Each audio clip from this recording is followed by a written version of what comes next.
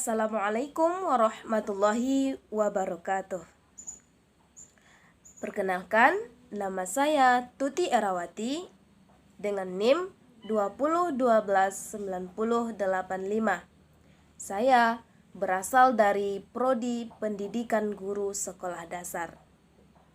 Baiklah, di video kali ini saya akan menjelaskan tentang strategi kewirausahaan untuk memenuhi tugas mata kuliah pengantar kewirausahaan yang diampu oleh Bapak Dr. Hanif Al-Qadri, SPD, MPD.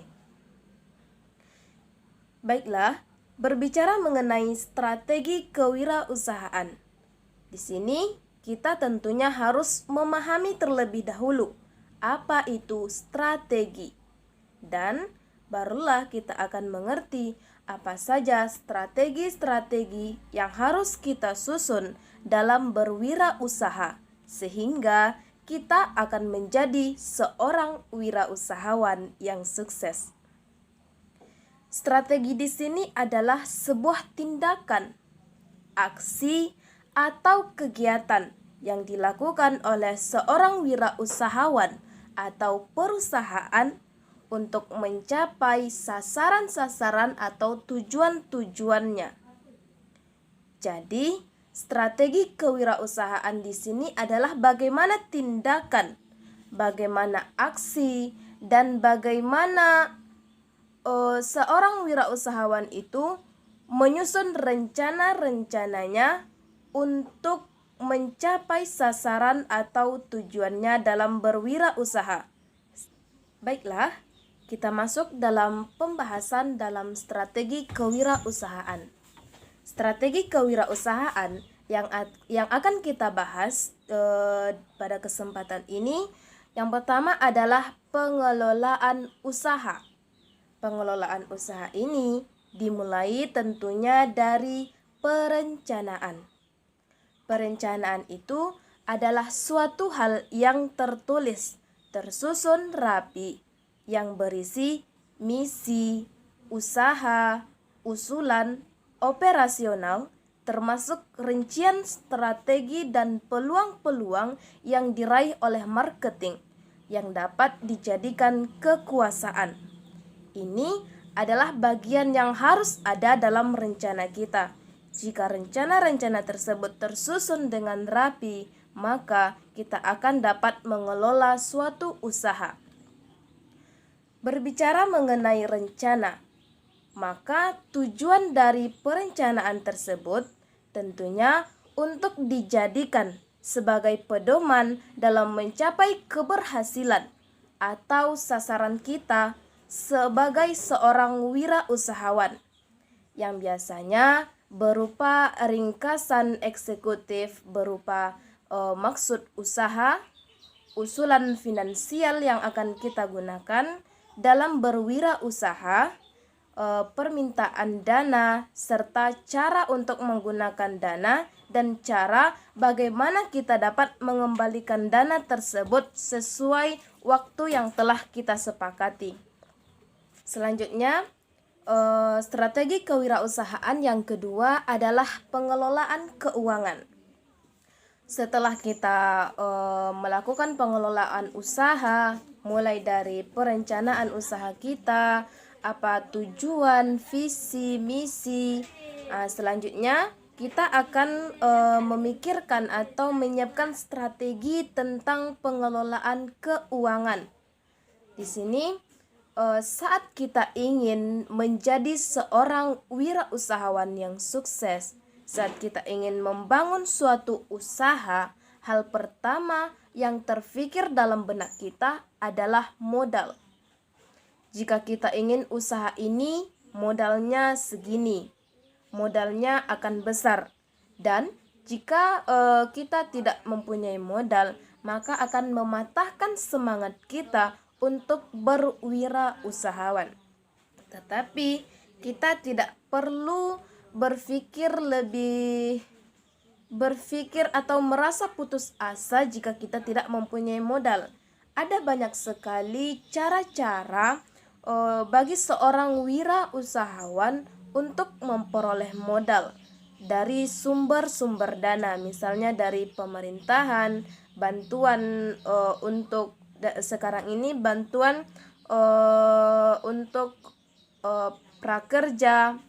Tapi modal itu tidak harus dari uang sendiri, tapi kita dapat mencari modal tersebut dari sumber-sumber permodalan.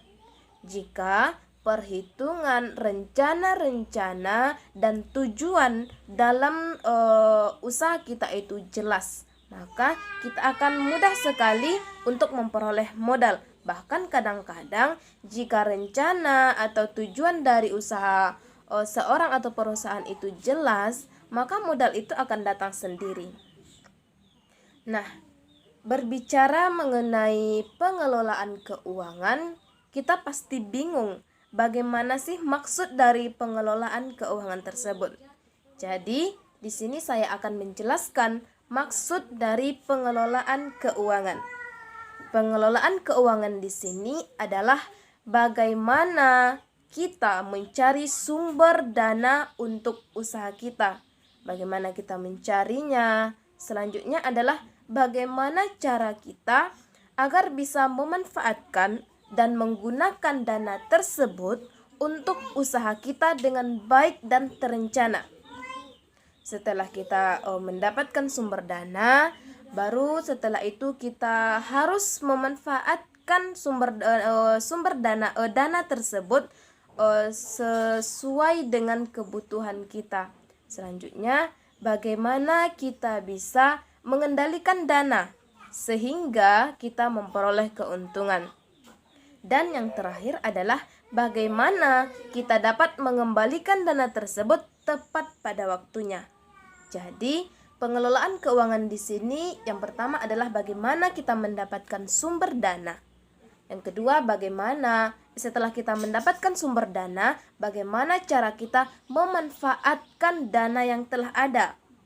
Dan setelah kita mendapatkan sumber dana, setelah kita memanfaatkan dana tersebut, dan bagaimana cara kita mengendalikan dana untuk usaha kita sehingga kita memperoleh keuntungan. Dengan memperoleh keuntungan ini, kita akan dapat mengembalikan dana tersebut kepada pemiliknya sesuai dengan perjanjian yang telah kita lakukan.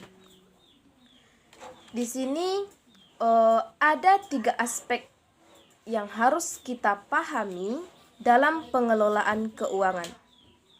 Yang pertama adalah sumber dana. Ada banyak sekali sumber-sumber dana yang dapat kita jadikan sebagai usaha kita untuk mencari sumber-sumber dana tersebut. Yang pertama adalah dana internal. Dana internal ini adalah dana yang berasal dari diri kita sendiri sebagai seorang yang membuka usaha atau dari perusahaan yang perusahaan itu sendiri sedang membuka usahanya. Selanjutnya adalah dana cadangan atau dana laba. Dana cadangan atau dana laba ini sifatnya itu ditahan.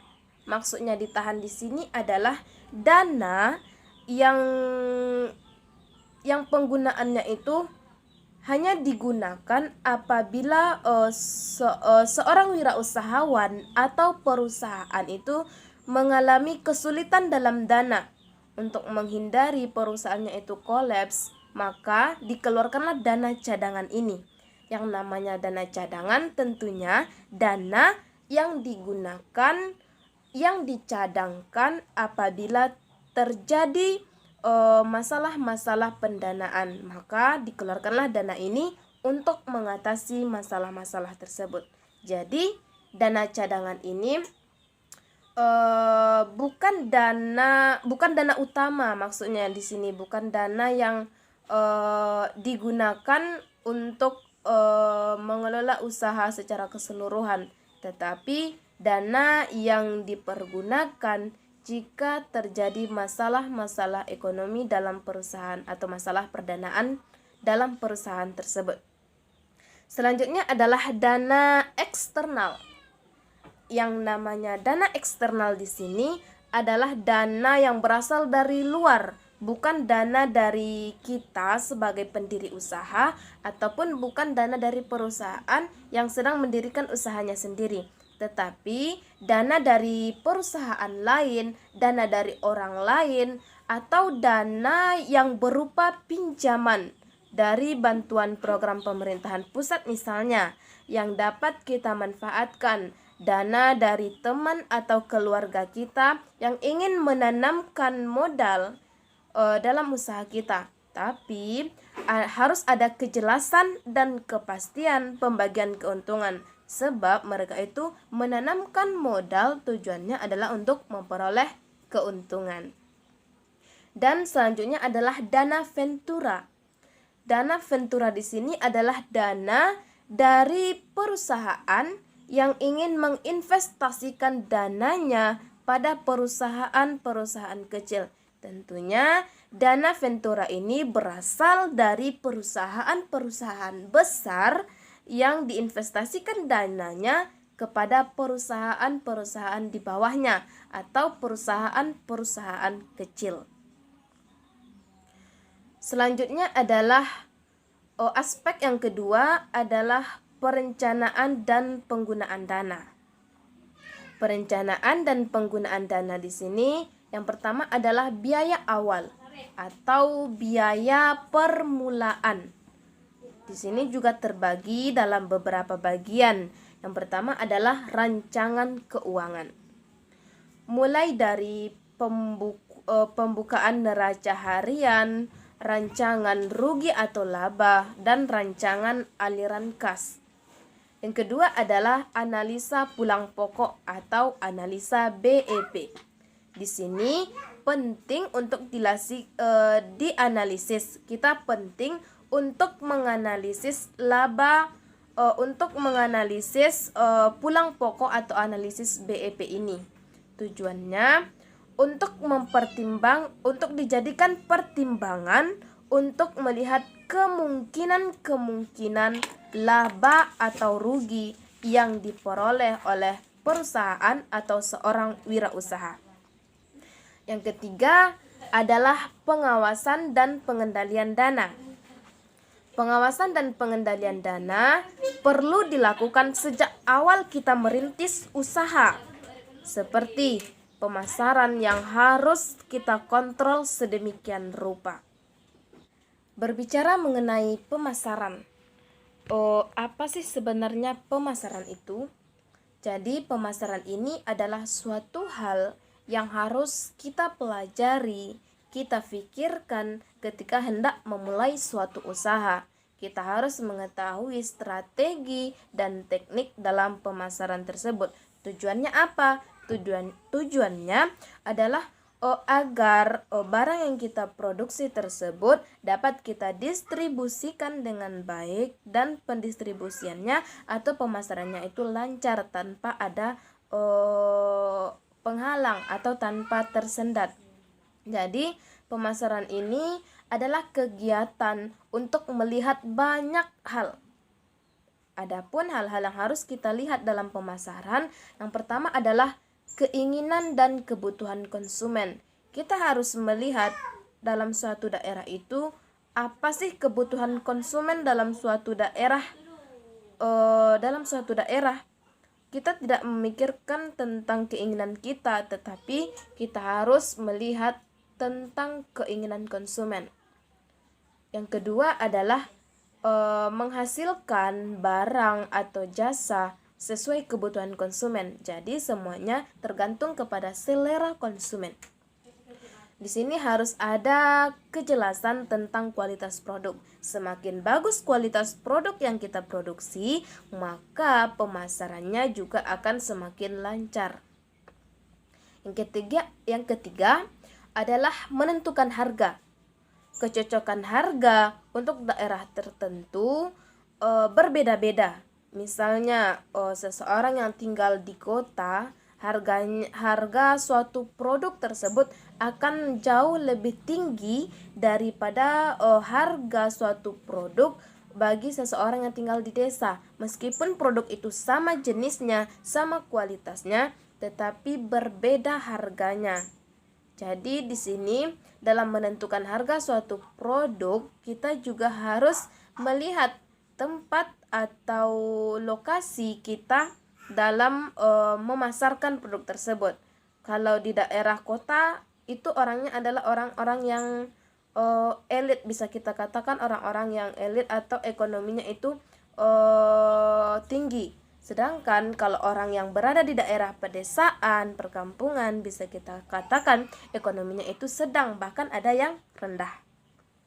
Selanjutnya adalah mendistribusikan barang atau jasa. Dan yang terakhir adalah melakukan promosi.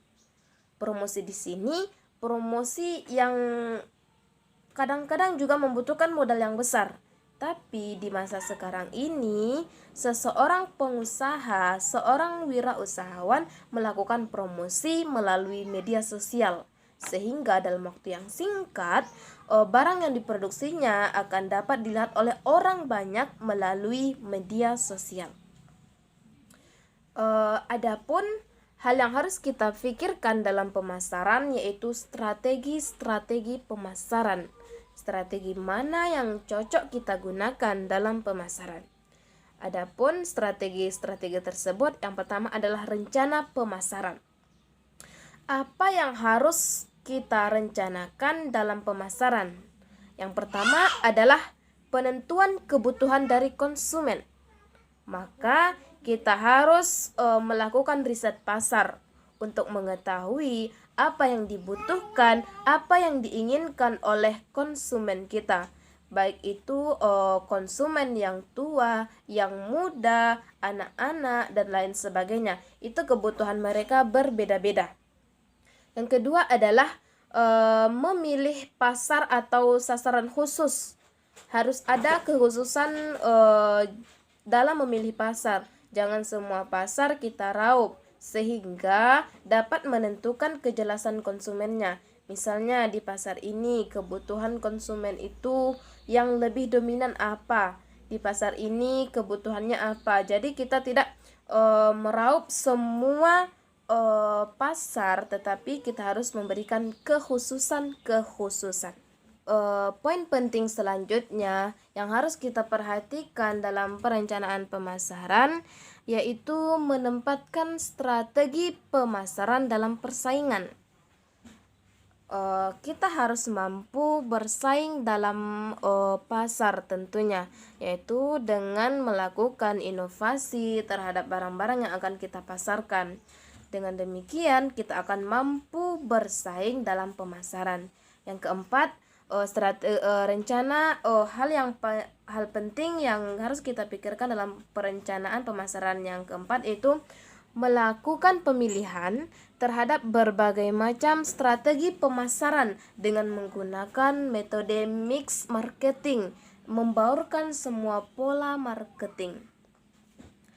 Oke. Yang pertama tadi adalah perencanaan pemasaran dan saya telah menjelaskan poin-poin yang harus kita perhatikan.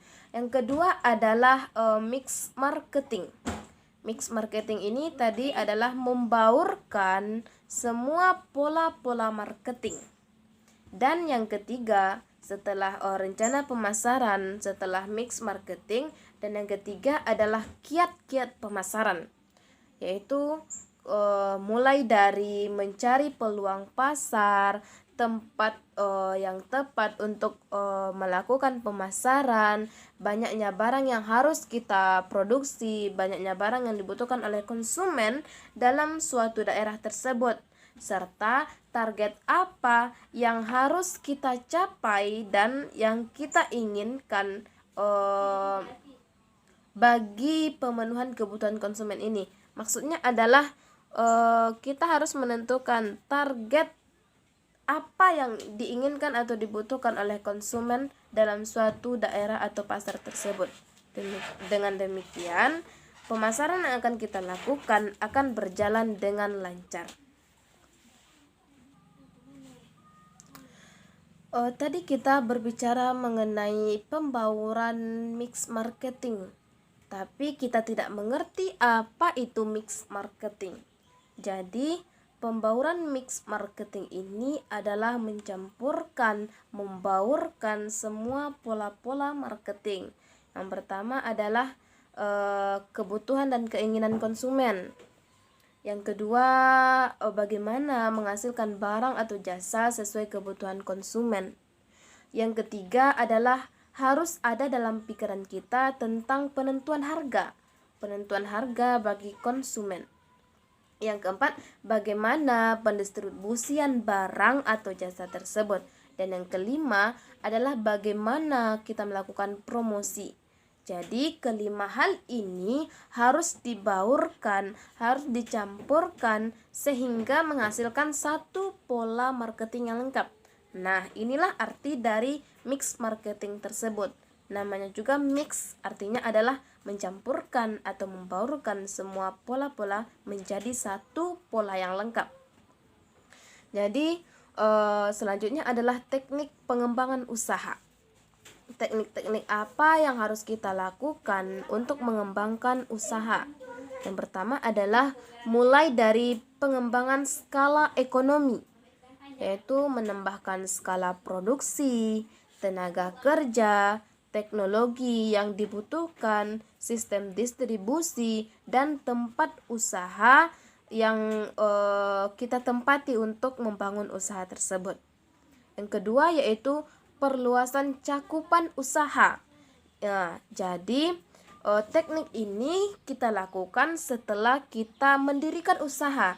Setelah usaha kita boleh dikatakan sedikit maju, maka untuk lebih mengembangkan usaha tersebut kita harus memperluas cakupan usaha, atau misalnya mengembangkan cabang-cabang usaha kita, sehingga kita akan menguasai usaha tersebut di semua wilayah.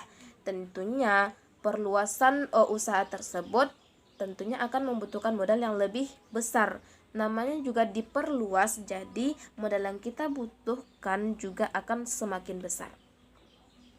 Selanjutnya adalah bagaimana persoalan manajemen strategi kewirausahaan.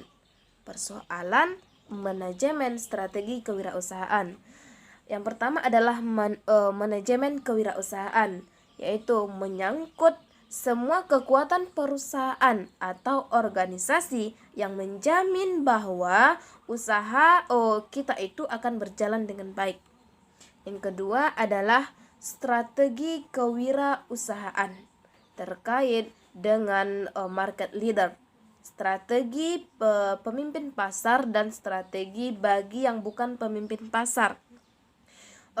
Di sini ialah perusahaan yang memiliki posisi kuat. Jadi strategi yang bukan pemimpin pasar itu adalah perusahaan yang memiliki posisi yang kuat.